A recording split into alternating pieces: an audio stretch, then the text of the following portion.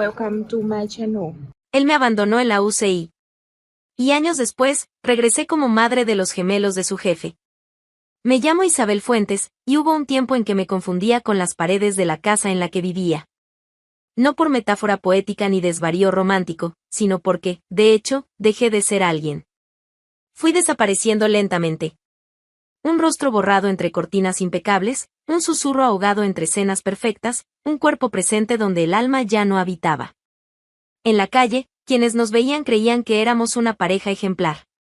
Julián Ramírez, abogado reconocido, elegante, encantador con los vecinos, respetado en cualquier círculo. Un hombre que hablaba en tono bajo, reía lo justo, abría puertas con una leve inclinación de cabeza. Para los demás, era un referente. Para mí, era una cárcel con cierre de terciopelo. Dentro de casa, las máscaras caían. Las palabras cambiaban de tono. Me llamaba loca cuando lloraba. Decía estas histéricas y intentaba explicarme.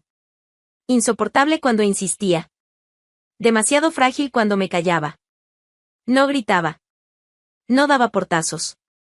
Julián hería de forma mucho más precisa, con desprecio frío, ese silencio calculado que parecía resonar durante horas. Y cuando sonreía, ya no era para mí. Mira cómo te pones, solo porque te dije la verdad, decía él, mirando por encima de su copa de vino. Había días en que parecía distinto. Llegaba más temprano. Dejaba flores en la cocina. Tocaba mi mano por unos segundos más. En esos momentos fugaces, aprendía a dudar de mi propio dolor. Me convencía de que quizás estaba exagerando. Que quizás él tenía razón. Pero los gestos nunca duraban. Al día siguiente, volvía el hielo. La mirada ausente. Las respuestas cortantes. Los halagos vacíos, como vidrio pintado de oro. A veces me llevaba a eventos sociales, y me sonreía frente a los demás como si fuera un buen esposo. Se reía de mis bromas como si me encontrara encantadora, y bastaba con llegar a casa para que todo se evaporara. No deberías hablar tanto, Isabel.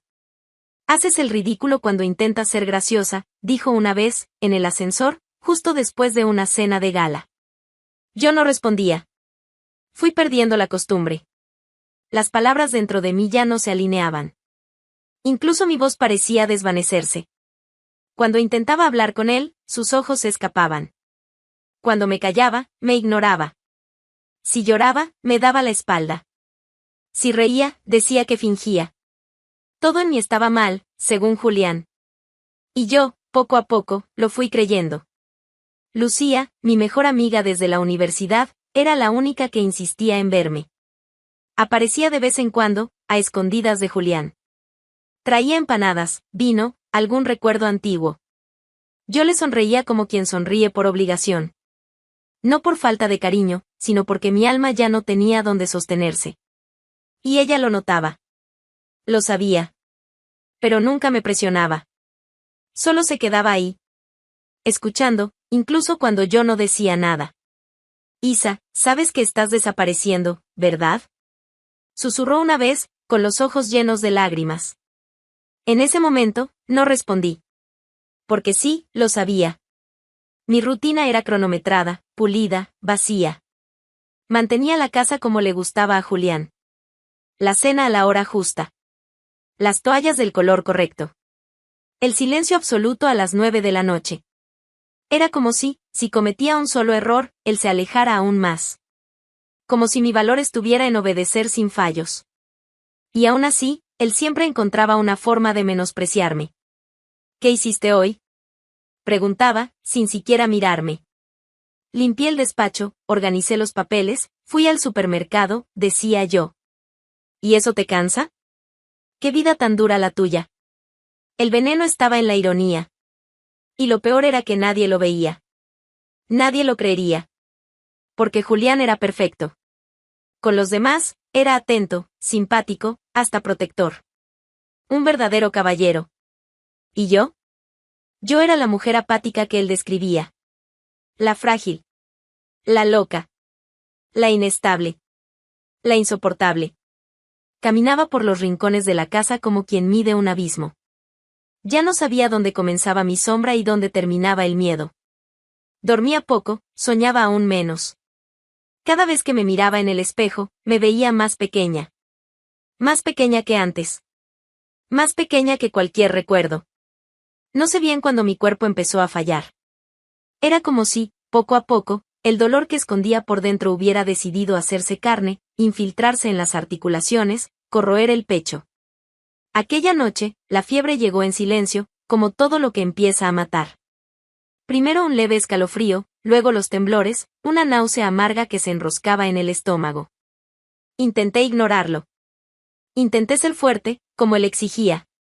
Julián estaba sentado en el sofá, bebiendo su vino tinto favorito, viendo algún noticiero. Intenté decirle que me sentía mal. Me apoyé en la pared para no caer. Las palabras salieron roncas. Y Julián, me siento muy mal. Tengo fiebre, me duele el pecho. Él ni siquiera movió la cabeza. Solo me miró de reojo, luego al reloj de pulsera. Un suspiro largo e impaciente salió de su boca, como si mi sufrimiento fuera una molestia menor en su noche. Estás exagerando, otra vez. Y entonces, como si nada se hubiera dicho, se levantó, tomó las llaves del coche, ajustó el cuello de su camisa y cerró la puerta. No hubo siquiera un vuelvo enseguida. No hubo contacto. Ni desprecio cruel, solo una indiferencia absoluta. Una ausencia que dolió más que cualquier insulto. Las horas pasaron como cuchillas. Intenté acostarme, pero el cuerpo no obedecía. Los temblores aumentaron. Sentí como si algo presionara mi pecho, aplastando mis pulmones. Cada respiración era más difícil. La visión se oscurecía y se aclaraba por oleadas. El sudor empapaba mi cabello. Vomité en el suelo de la sala y allí me quedé. La mente nublada, un peso en el pecho, la fiebre arrastrándome como una marea negra. Pensé en gritar. No pude. Pensé en llamar a alguien. El celular había caído al suelo de la cocina horas antes, y no podía alcanzarlo. Entonces vino el silencio. No ese silencio de todos los días. Era otro. Uno que parecía cerrarse por dentro, como una puerta trabada desde dentro de la cabeza. Un silencio que precede el final. No sé cuánto tiempo pasó. Cuando oí la llave girar en la puerta de nuevo, ya no podía abrir los ojos. Mis dedos estaban entumecidos. La conciencia flotaba como humo. Pero reconocí la voz. Baja, asustada. Isabel. Isabel, respóndeme. Era Lucía. Corrió hacia mí, se arrodilló en el suelo sucio, me sostuvo por los hombros. Su voz temblaba, como si no supiera si gritar o llorar. Madre mía, estás ardiendo. No, no. Isabel. Vamos al hospital, ya. Me arrastró con la fuerza de quien ama. Puso mi brazo sobre sus hombros y me llevó hasta el coche. Todo dolía. Todo giraba. Pero lo más cruel fue la última imagen que vi antes de desmayarme, el marco de la foto de boda sobre la consola de la sala. Yo sonreía. Julián también. Una mentira impresa en papel brillante. Desperté horas después, o quizás días. Rodeada de luces frías, máquinas pitando, olores de hospital. Tubos conectados a mi brazo. Un monitor marcando mi fragilidad en números impersonales. Había una enfermera al lado, y cuando vio que abrí los ojos, llamó a alguien. Entraron médicos. Me hicieron pruebas. Diagnóstico, neumonía grave. Una infección que avanzó demasiado rápido porque fui ignorada durante demasiado tiempo. Fui trasladada a la UCI esa misma madrugada. Lucía no se movió del hospital. Durmió en sillas, discutió con enfermeros, exigió información, llamó a mi familia. Julián no apareció. En los días que siguieron, entre el dolor, los delirios febriles y los recuerdos revueltos, entendí algo cruel, podría haber muerto ahí, y él no habría hecho nada. No por maldad, sino porque, simplemente, ya no le importaba. Allí, en esa cama donde todo parecía pender de un hilo, miré hacia arriba, hacia ese techo blanco e impersonal, y me hice la pregunta que había evitado durante años. ¿Cuándo dejé de ser alguien? Y en ese momento, aunque débil, aunque entubada, me aferré a la vida con rabia. Con el instinto de quien no acepta morir invisible. No sabía cómo, ni cuándo, pero algo dentro de mí se encendió. Una línea tenue que separaba a la mujer apagada de la mujer que tal vez aún podía ser. Lucía sostenía mi mano, silenciosa, al otro lado del vidrio. Sus ojos lo decían todo. Y los míos, aunque hundidos y cansados, ya no estaban completamente vacíos. Todavía recuerdo el sonido del motor del coche de Lucía alejándose, dejándome sola frente a esa puerta que alguna vez llamé hogar. Mis manos aún estaban débiles, con los dedos temblorosos y las articulaciones adoloridas por la hospitalización. Pero algo dentro de mí, algo que ni el hospital, ni la fiebre, ni Julián lograron matar, había regresado. Un silencio distinto me acompañaba, no el silencio de la sumisión, sino el de la certeza. Empujé la puerta. El pestillo cedió con facilidad. La casa estaba exactamente como la había dejado, impecable, fría, sin rastros de mí. La alfombra alineada, los cuadros simétricos, la sala sin vida. Un museo de rutina sin alma. Mis ojos recorrieron las paredes y, por primera vez, vi esa casa con los ojos de una extraña. Todo allí gritaba la ausencia de quien yo era. Él estaba en la cocina, cortando tomates con precisión quirúrgica, como si preparara una escena. La televisión encendida al fondo, voces apagadas, luz tenue. Ni siquiera me miró al oír la puerta. «Llegas tarde», dijo, como si hubiera sido una simple salida al mercado. Me quedé allí, parada, mirándolo por un largo instante. La rabia no llegó. Tampoco la tristeza. Solo una lucidez afilada, como una navaja, la de que ya no pertenecía a ese lugar. «¿Julián?» Él no respondió. Siguió cortando. «Julián, quiero el divorcio». El sonido del cuchillo se detuvo.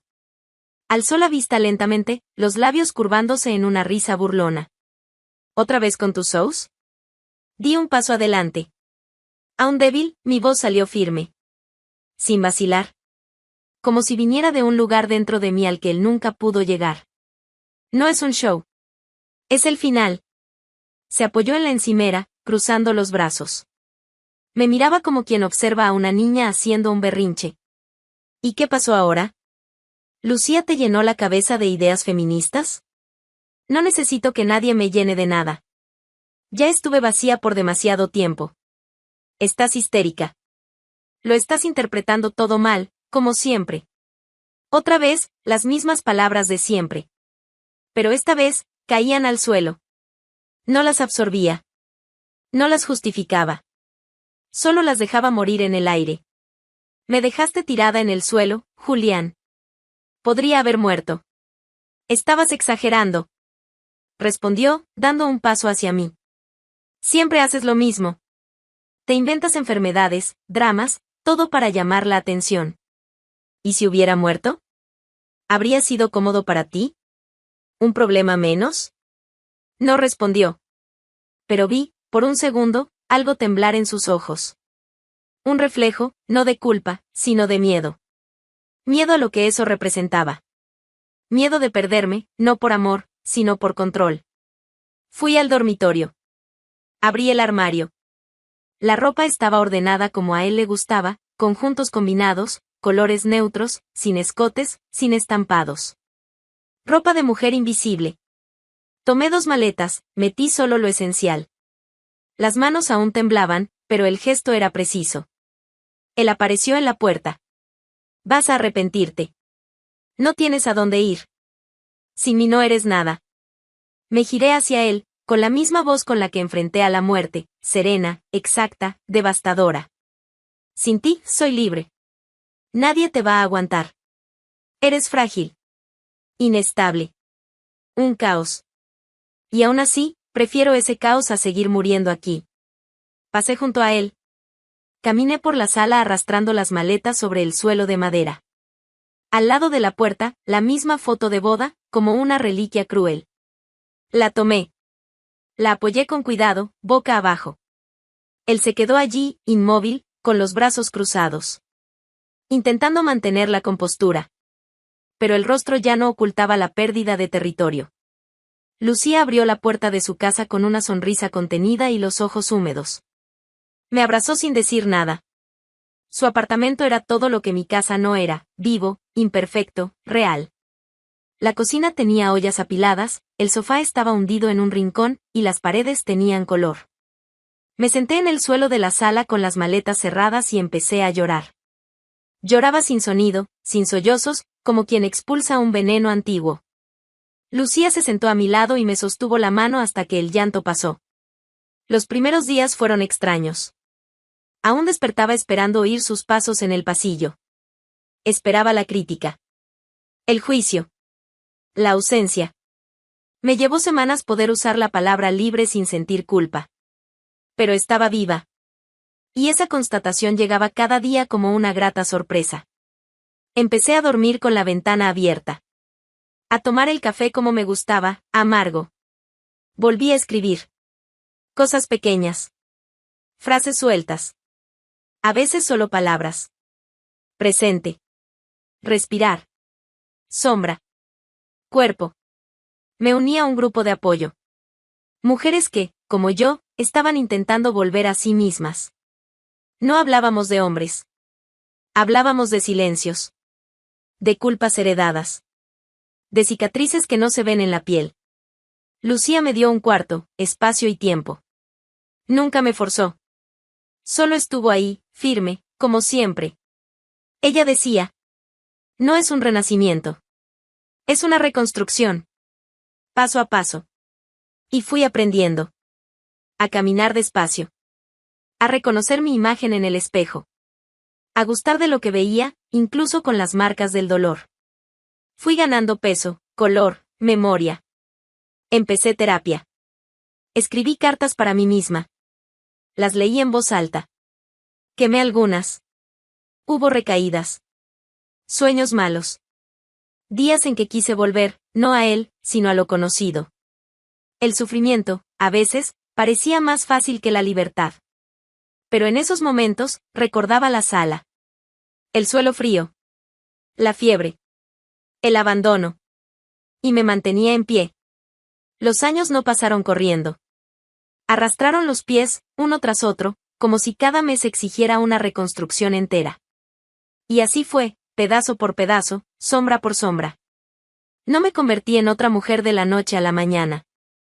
Me fui creando poco a poco, como si bordara mi propio nombre con un hilo que siempre se rompía, y yo volvía a empezar. Tuve recaídas. Miedo de mí. Miedo de confiar. Pasé noches enteras sentada en el balcón del apartamento de Lucía, preguntándole al cielo en silencio si realmente me había ido, o si solo soñaba con la libertad. Pero el tiempo, con sus golpes lentos y certeros, me dio respuestas. Conseguí un trabajo temporal como asistente de edición en una editorial modesta, y meses después fui promovida. Volví a estudiar, a rodearme de gente que no exigía nada más que mi presencia. El dinero era justo. El cansancio, diario. Pero la dignidad, esa era nueva. Dormir en paz, incluso en un colchón individual, era un lujo que jamás supe que existía. Lucía fue mi hermana del alma durante todo ese proceso.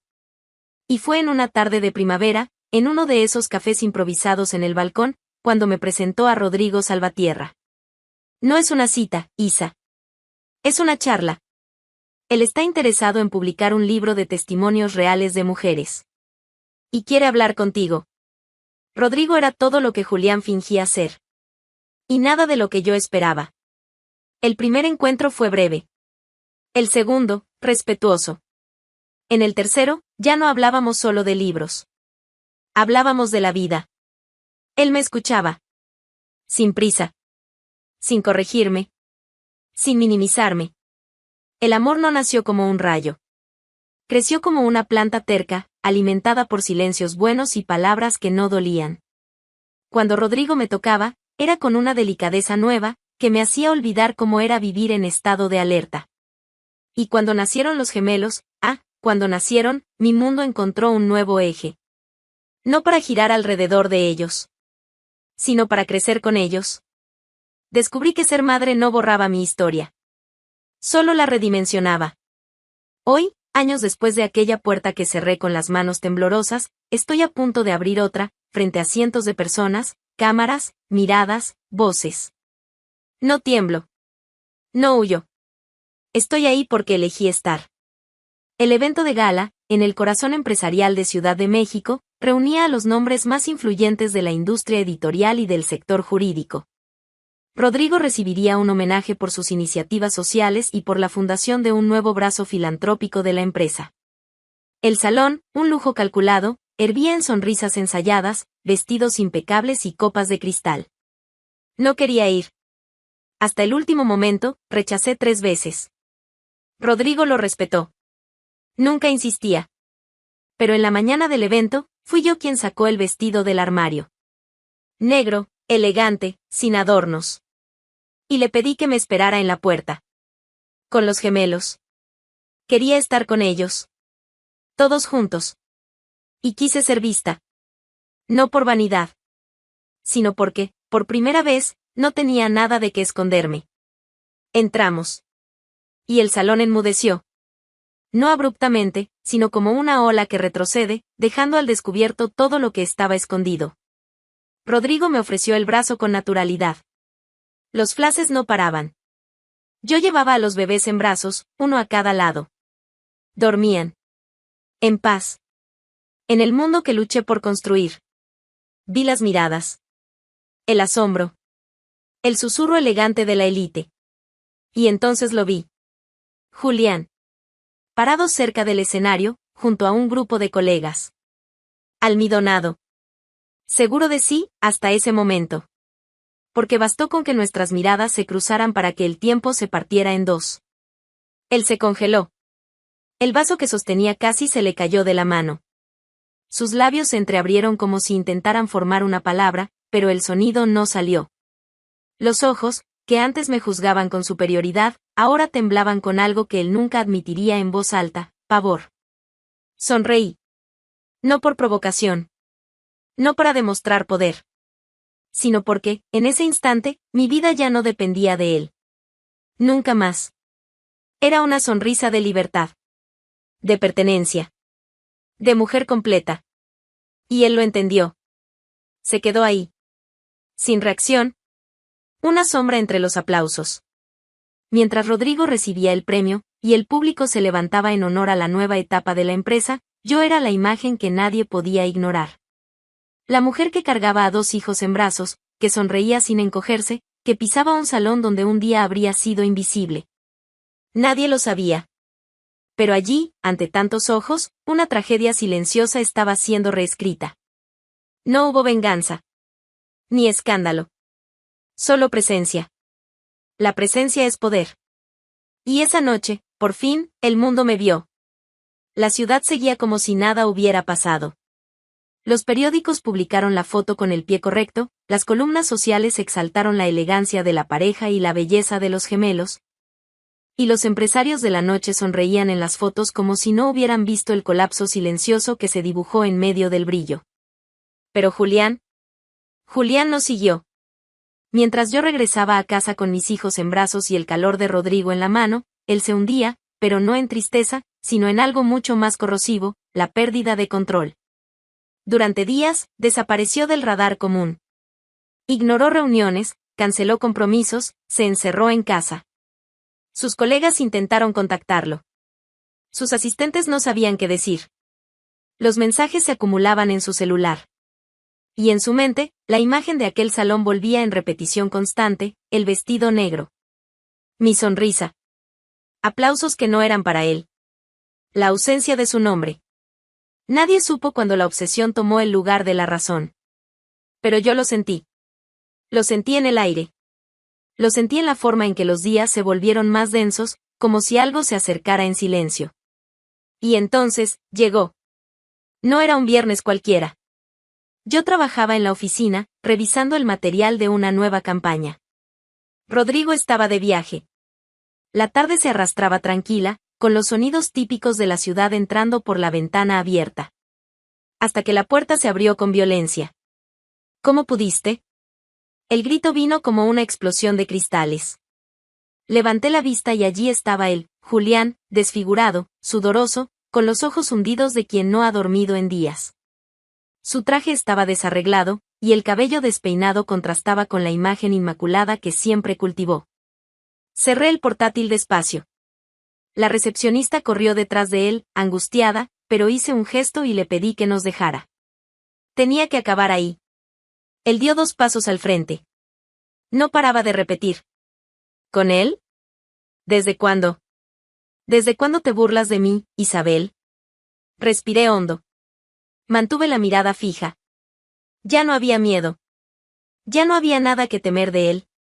Desde que me dejaste morir. Las palabras salieron como un veredicto. Frías. Claras. Incontestables. Él se detuvo, como si la frase le hubiera atravesado el pecho. Estaba esperando disculpas, lágrimas, quizás alguna confesión que le diera munición. Pero lo que encontró fue una mujer intacta. ¿Qué estás diciendo? Yo no te dejé morir. Me viste en el suelo. Con fiebre. Sin poder respirar. Y te fuiste. Cerraste la puerta. Estabas exagerando. Siempre has sido exagerada. Y aún así, sobreviví. A ti. A eso. A todo. La rabia lo desbordaba. Golpeaba la mesa con las manos, caminaba de un lado a otro como un animal acorralado. Pero era solo desesperación. Desesperación de quien no entiende cómo perdió algo que creía garantizado. Me mentiste. Me ocultaste todo. Tus hijos. Tu relación. Todo. Porque no merecías saberlo. Porque no te debía nada. Tú eras mía. No lo era. Nunca lo fui. Te hice quien eres. Me hiciste sombra. Yo me hice luz. Él palideció. Intentó responder, pero tropezaba con sus propias palabras. Entonces preguntó, casi en un susurro. ¿Y lo amas? Lo elegí. Y él me eligió. Sin cadenas. Sin silencios. Sin miedo.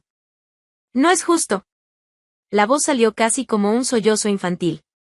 Por primera vez, el hombre que siempre me dominó suplicaba, no por mí, sino por una explicación que hiciera todo volver al control que había perdido. No se trata de justicia.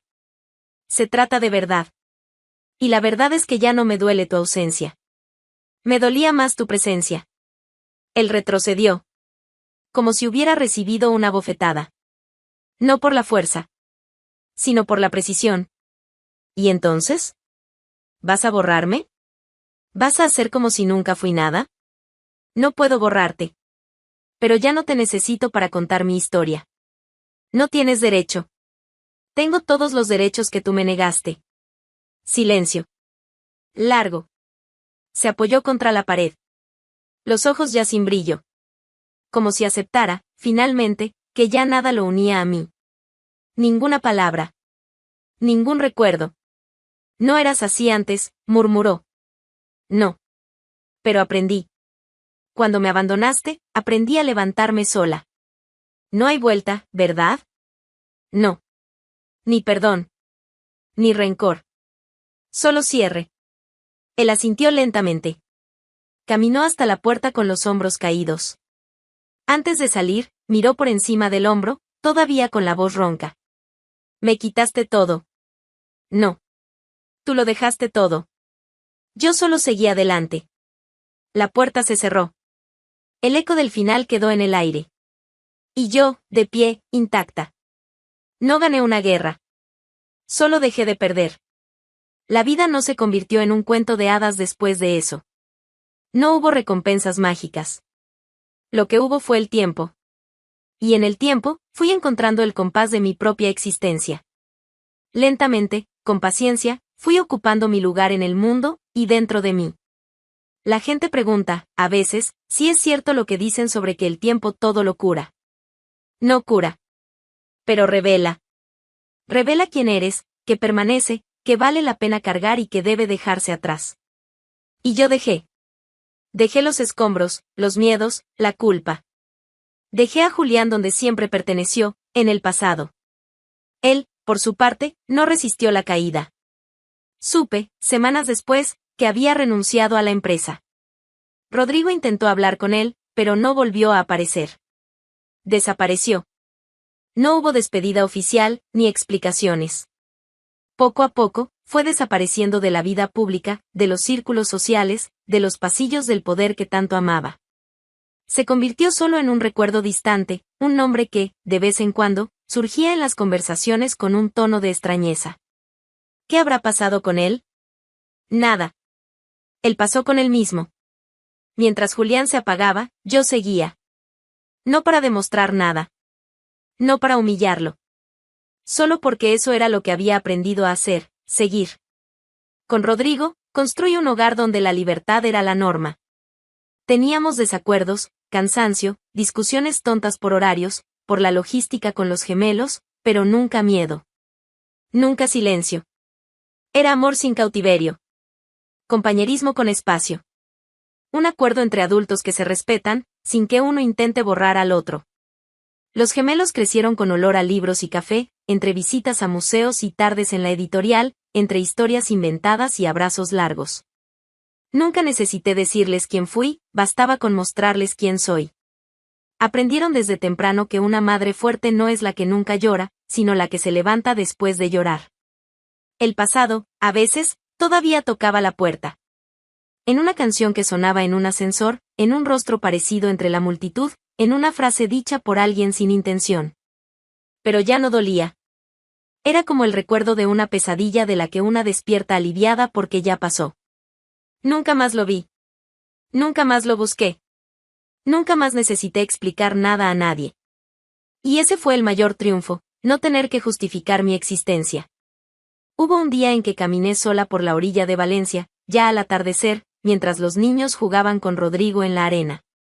Sentí el viento cálido en el rostro, el olor salado del mar, y entendí. Entendí todo. Durante años, me dijeron que estaba loca. Que exageraba. Que imaginaba.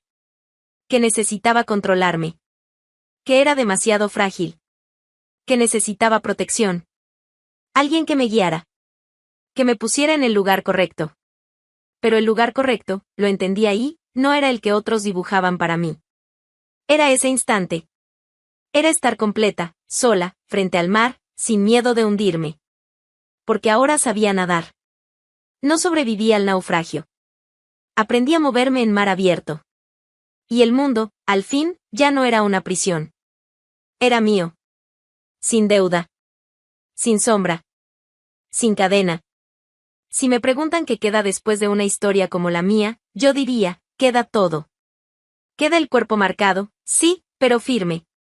Queda la mirada cansada, pero limpia. Queda la memoria, pero ahora bajo mi dominio.